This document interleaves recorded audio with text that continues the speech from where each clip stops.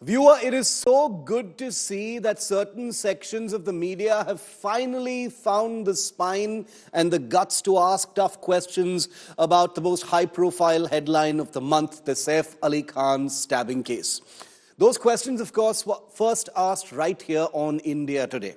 But at least now the correct questions are being asked, and that is something that I feel we should all welcome. Because honestly, viewer, everyone involved in the Saif Ali Khan stabbing case appears to be taking the media and public for a ride. Nothing seems to add up. Absurdly incongruous details are being presented daily as evidence. To believe the story being proposed by investigators is to imagine a perfect storm of near impossible coincidences. So that's why here on India Today, we are raising the stakes.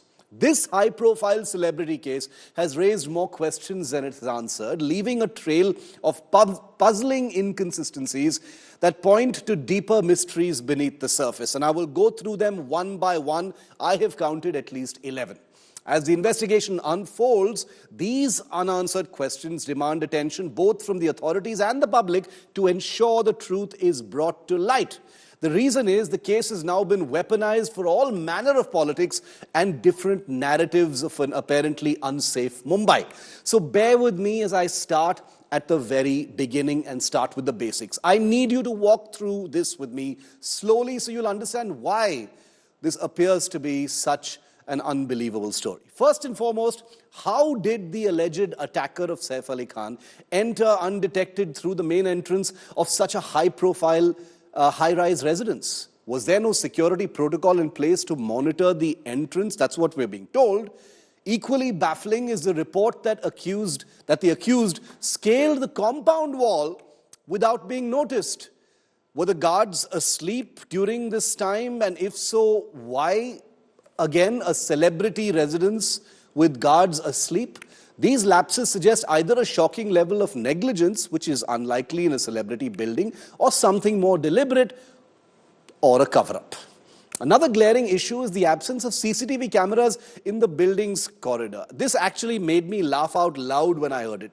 In an era where even modest buildings, even chawls have comprehensive surveillance systems, are authorities really expecting us to believe that a celebrity's residence lacks basic CCTV cameras?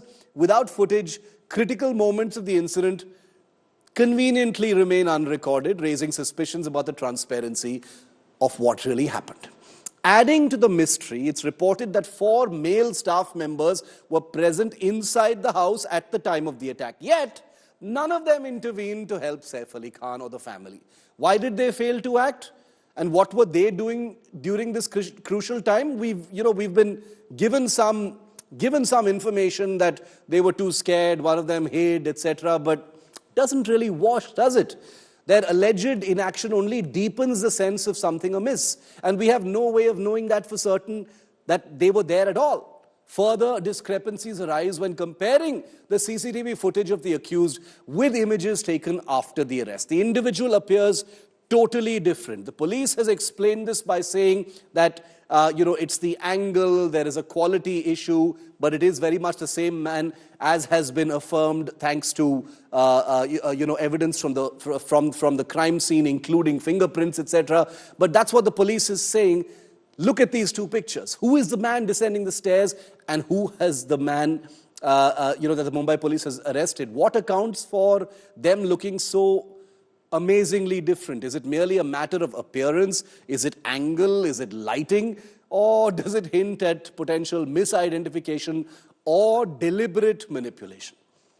The attacker's actions post the incident are equally perplexing, and this is all stuff that we're getting from the investigators. We have no way of knowing this ourselves. How did he, Shariful Islam, manage to hide in the garden of this building for 2 hours after the stabbing without being detected?